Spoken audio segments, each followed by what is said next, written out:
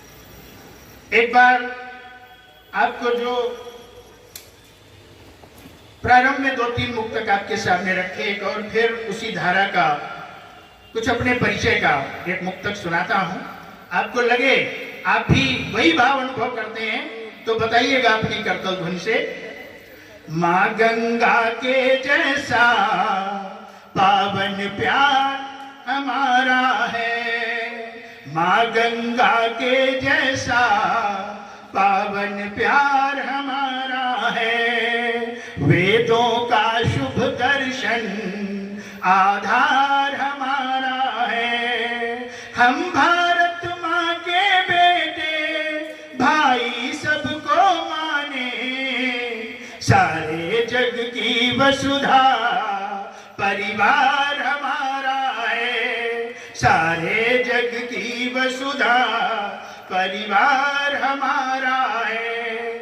चांद तारे न मुझको गगन चाहिए, चांद तारे न मुझको गगन चाहिए। मान दौलत न ऊंचे भवन चाहिए, शीश पर पावनी धूल इसकी धरूं। हर जन्म में मुझे यहाँ वतन चाहिए, हर जन्म में मुझे यहाँ वतन चाहिए। आप सुनते रहें ये सुनाते रहें, आप सुनते रहें हम सुनाते रहें। सुमधुर काव्य गंगा बहाते रहें, चलता ही रहे यहाँ सफर नेह का। आप आते रहें, आप बुलाते रहें, आप आते रहें, आप बुलाते रहें। मित्रों, कविता सिर चढ़कर बोलती है। कितनी भी दूर तक मित्रगण सुनने के लिए, सुनाने के लिए जाते हैं। और कवि वही है, साहित्यकार वही है जो नित्य प्रति साधना करता है, कुछ ना कुछ लिखता है। और जब लिखता है तो उसकी अभिलाषा होती है कोई सुनने वाला भी होना चाहिए। तो जब आप जैसे सुधी श्रोता मिलते हैं तो बहुत कुछ सुनाने का मन करता है, लेकिन मंच की सीमाएं होती हैं। कुछ और पंक्तियां आपके सामने रखते हुए अपना स्थान लेता हूं। मालूम नहीं घर कहाँ मकान कहाँ है, जहां से मैंने प्रारंभ किया था। घर और मकान का थोड़ा सा भेद, मकान को घर बनाना पड़ेगा तो हम भूले हैं जिस चीज को। मालूम नहीं घर कहाँ मकान कहाँ है, हमें रह गई इसकी पहचान कहाँ है। मालूम नहीं घर कहाँ मकान कहाँ है, हमें रह गई इसकी पहचान कहाँ है। और पुरखों से जो मिली थी वरासत महान थी, पुरखों से जो मिली थी वरासत महान थी। और गृहस्थी में बचा वो सामान कहाँ है, हमें रह गई इसकी पहचान कहाँ है। मिले सभी अकेले ही दुनिया के मेले में, मिले सभी अकेले ही दुनिया के मेले में। और रिश्तों को छोड़िए खानदान कहाँ है, हमें रह गई इसकी पहचान कहाँ है। तुम मुझे पूजते मूर्तें पूछती, तुम मुझे पूजते मूर्तें पूछती। माई बाप से बड़ा भगवान कहाँ है, हमें रह गई इसकी पहचान कहाँ है। परिंदों ने बना ली सरहदें अपनी, जो आकाश नापते थे। परिंदों ने बना ली सरहदें अपनी, मगर पिंजर की कैद में आसमान कहाँ है, मगर पिंजर की कैद में आसमान कहाँ है। हमें रह गई इसकी पहचान कहाँ है। वतन परस्ती लिए मचला जो दिलों में, वतन परस्ती लिए मचला जो दिलों में। आजाद देश में वो अरमान कहाँ है, हमें रह गई इसकी पहचान कहाँ है। और मित्रों, गिरना ही चाहते, जबकि अवसर अनेक हैं आगे बढ़ने के, अपना उत्थान करने के, फिर भी ये मानव अगर गिरना ही चाहते गिर जाओ शौक से, मगर ये जान लो उठना आसान कहाँ है, हमें रह गई इसकी पहचान कहाँ है। मालूम नहीं घर कहाँ मकान कहाँ है, हमें रह गई इसकी पहचान कहाँ है। बहुत बहुत धन्यवाद, प्रणाम।